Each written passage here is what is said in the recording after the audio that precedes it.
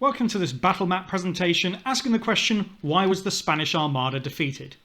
In this short battle map presentation, we're hopefully going to know the causes of an event, in this case the defeat of the Spanish Armada in 1588, to be able to explain the outcome of that event and possibly to evaluate the importance of the causes. There is a full lesson on this on my channel if you prefer, but this will give a brief overview of each side and what the events were. As a bit of a do-now task though, consider this medal. It's one of the first medals ever produced for a military conflict in Britain.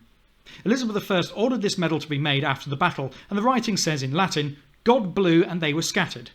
By the end of this battle map presentation, hopefully you'll know who was scattered and why it said God blew. But we shall see. Firstly, let's consider the opposing navies.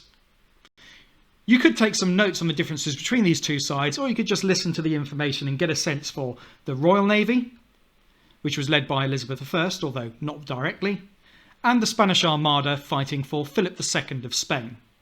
Again, in my full lesson video on this, you can find out the reasons why Philip of Spain wanted to invade England, but very simply, he assembled a large navy, or armada in Spanish, to take soldiers from continental Europe over to England, invade and make it Catholic.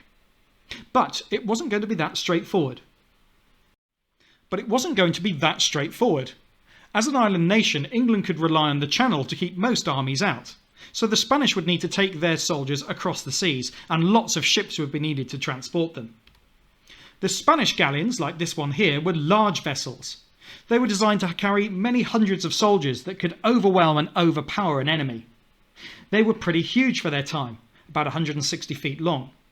Also, they had plenty of space for transporting soldiers across the sea. Compare that to an English galleon, shown here roughly to the same scale. It's about half the size. Both are armed with cannons, although the Spanish galleon has got far more. But being smaller, the British ship, or the English ship I should say, was far more manoeuvrable and far quicker than the Spanish one. So consider, if you are taking some notes, make some appropriate notes about each side's ships now. If not, we'll move on to have a look at some specific detail for how big each navy was.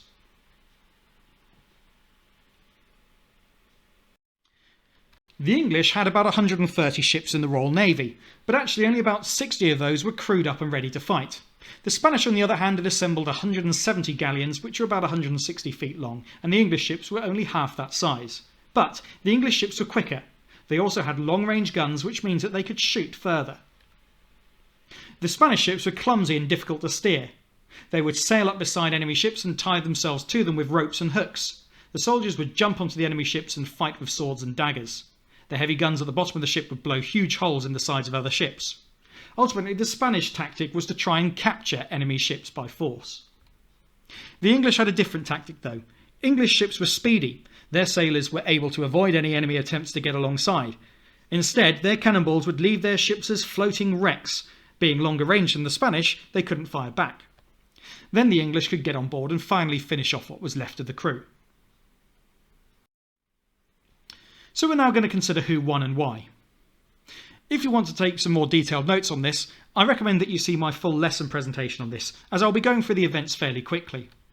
However, the events all take place around the British Isles shown here. It's useful to have a map of your own to mark these events on if you are taking notes.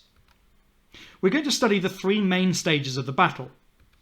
On your own copy of this map, you're going to mark on the progress of the Armada in three main stages, or if you prefer, and you just want to find out about the overview of the battle, you can watch this as is. You could also indicate the route of the Armada with arrows and label the key events. The first couple of labels we need to know about is that the Armada first appears off Cornwall, the most southwesterly county in England. Also, the Spanish were hoping to pick up an army at or near Calais in northern France. This was the army that they would actually invade England with, but they had to get their transport ships there first, and that's what the Armada was trying to do. On the next slides, we're going to see each main stage of the battle, and I'll give a brief overview of the events. Not in huge detail, but it should give you a sense of the sequence of events and what happened. Stage 1. Battle in the Channel. Like I say, I do have a full lesson on this and I will be going through this fairly quickly, but I want to give you a sense of the main events of the Spanish Armada in 1588. This satellite view shows southwestern and southeastern England and the English Channel. The Armada sailed up the English Channel in a crescent formation, which was a strong defensive formation. Anyone who tried to chase them up the middle would be surrounded on either side by all these ships, which could then get alongside, shoot into the sides of their ships, board them and capture them. I've included the old Spanish flag to show which side they're on. The Spanish Armada was sighted off Lizard Point, Cornwall, on July the 19th of 1588. Like I say, they sailed in this distinctive crescent formation, which obviously isn't to scale here, but which would be hard to attack. The English were very good in raising the alarm, though, by lighting a series of fires or beacons, letting Elizabeth know to quickly raise her army in defence. So the first beacon would light their fire the moment they saw the Spanish ships. All the other beacons along the south coast would not only be looking out for the Spanish ships, but looking out for the smoke and fire from those beacons. The moment they saw them, they knew that the Spanish had been sighted and they would light their own fire. And this would carry on until eventually the message got back to London. And when that final beacon was lit, the Queen would know that the Spanish were on their way. This would have happened in only a few hours. For the next week, the fighting took place up the Channel. The English fleet was mainly stationed in Plymouth under Sir Francis Drake. Drake was not the only commander, though. Arguably Lord Howard was senior to him, but we remember Drake because of his other exploits. He was basically a pirate in hire to Queen Elizabeth. There's a famous story of Drake finishing a game of bowls at Plymouth. So confident was he that he could finish his game of bowls and beat the Spanish. Whether this really happened or not is pretty doubtful, but if it did happen, Drake would have known very well that the tide was actually keeping the English ships in port, so even if he wanted to, he couldn't set sail right away. The next stage of the battle is that the English fleet were, as I say, trapped in Plymouth by the incoming tide, but when they finally did set sail, they were fast enough to soon catch up to the lumbering armada. The fighting carried on up the Channel. The English ships were faster and more manoeuvrable than the Spanish, and were able to manoeuvre into firing positions to do some damage. Their longer range guns kept them out of trouble in terms of the Spanish trying to board them, and the Spanish guns mostly uselessly were unable to reach the English ones. However, despite the fighting all week up the English Channel, none of the English ships were able to sink a single Spanish ship. The Spanish Armada arrived in Calais more or less as planned. All that remained now for the Spanish was to pick up the Spanish army and to bring them to England, where England's very small militia army was no match for them. But it wasn't all going to go the Spanish way.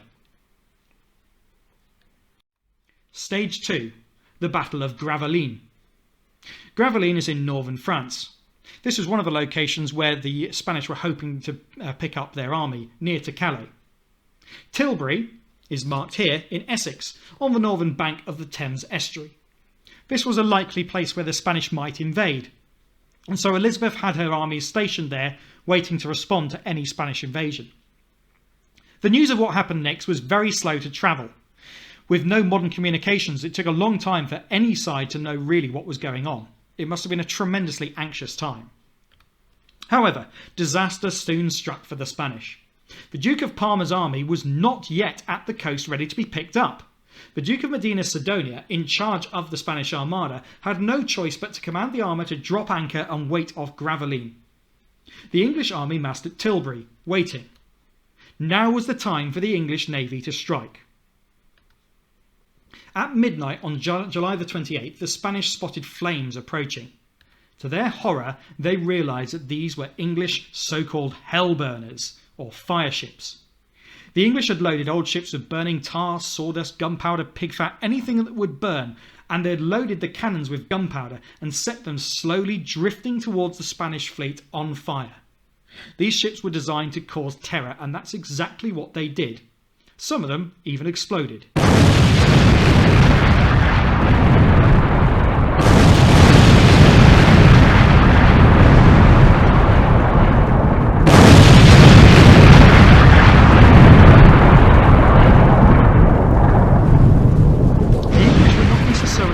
To sink many Spanish ships by doing this, but rather to cause confusion and get them out of formation and position.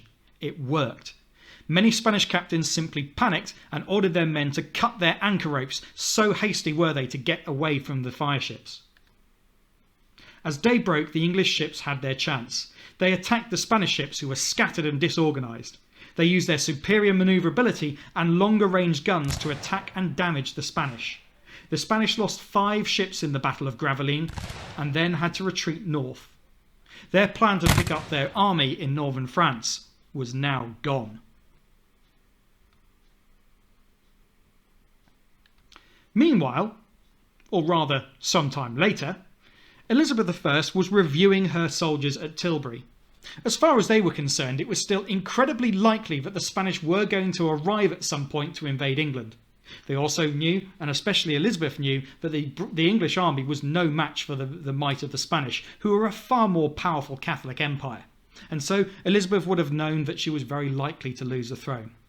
But she wasn't deterred. She was determined to give a rousing speech to her men to get them to fight as hard as possible. Luckily for us, historians recorded this. The most famous lines, which today seem rather sexist but at the time would have been a real statement of defiance, are these. "I know I have the body of a weak and feeble woman, but I have the heart and stomach of a king, and a king of England too, and think foul scorn that Parma or Spain or any prince of Europe should dare to invade the borders of my realm." Surely the soldiers found that very encouraging. What we now know, though, is that the Spanish Armada had by this point failed, and they wouldn't have to do the fighting after all. Fair play to Elizabeth for making such a good speech, though. So, defeated, the Spanish had to sail north and escape. As they sailed away, though, things were actually going to go a bit bad for the English, even though they had effectively just won. This is an often not mentioned part of the story, and it's a pretty sad one, really. Despite Elizabeth's stirring words, and despite the bravery and innovation of Drake and Howard, the English soldiers were not rewarded. Typhus swept through the cramped and uncomfortable ships, and few men were ever paid, many of them dying of disease. In fact, far more died from disease than ever died in battle. This was no way to reward the nation's saviours, but at least they had saved the kingdom. Stage 3. God blew and they were scattered. That's the words that we saw on that medal. Now we're going to find out what they mean. The defeated Spanish Armada had not suffered the last of its misfortunes yet. The winds meant that they could not take the short route back through the Channel, back the way they had come. Instead, they had to sail the long way round, north of Scotland, and west into the Atlantic. This was a dangerous and arduous journey, and one they had not planned for, so food and water supplies were getting short. Even worse was about to go on, though. As they sailed further and further into the Atlantic, a summer storm blew up. This period in history we know had particularly violent storms because of climate changes that were happening at the time. Sailing was hazardous at the best of times in the 16th century, but many of the Armada's ships had left their anchors back at Graveline, and so in the panic to escape the fire ships, they had left their anchors behind exactly when they needed them. They were now powerless to resist being blown onto the deadly rocks in Western Ireland and Scotland. Of the 170 ships that set out, only 67 returned. The Spanish lost around 20,000 men in the failed invasion and would never succeed in conquering England. And then a peace was signed in 1604. Admittedly, though, that was after the reign of Elizabeth I, and by that point the Spanish had given up on controlling England. So the English had won the Spanish Armada's battle. But let's have a look at the reasons why.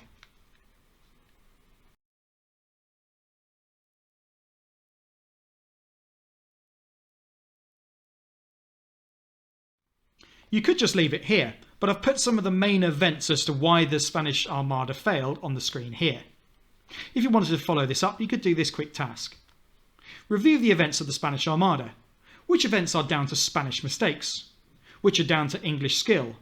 And which events are simply down to luck and chance? After all, neither side controlled the weather. Out of all these three factors, decide which was most important and rank them from most to least important. If you want to find out more about this famous battle from English history, then by all means have a look at my full YouTube lesson on this, which has got a lot more causation on it and many more tasks that you can get involved with. However, I hope that that's given you a really good basic overview of the events of the Spanish Armada and give you an understanding of what happened, albeit in pretty minor detail.